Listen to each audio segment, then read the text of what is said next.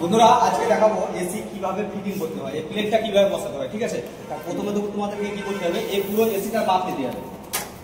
এটার মাপ হচ্ছে 38, এর মিডিল সবসময় দেখে নিতে হবে। এটা হচ্ছে 19, 19 করে 38। এটা নিয়েছো, এইটা হচ্ছে মিডিল, এসির মিডিল 19, 19 আমি মার্কিং করে নেব। আর এই এসিটা বসবে কিন্তু এখানে, এখানে তোমার 6 আঙুল ছেড়ে এসিটা বসাতে গেলে কি করতে হবে, এই যে আমার টোটাল এসির মাপটা কত ছিল, এই 38, তাহলে এখান থেকে এসিটা ধরতে হবে আমাদেরকে 38, এতটা অবধি। এর অর্ধেক কত ছিল, 19, যেটা মিডিল পয়েন্ট। এটা আমরা ওখানে দাগ দিয়ে দিয়েছি, এটা হচ্ছে 19, মানে এই সোজা মাঝ বরাবর প্লেটটা বসাতে হবে আমাদেরকে উপরে। এখানে প্লেটটা জাস্ট আমি এখন উঠলাম না, এইদিকে সেম মার্কিং করে নেবো উপরেও।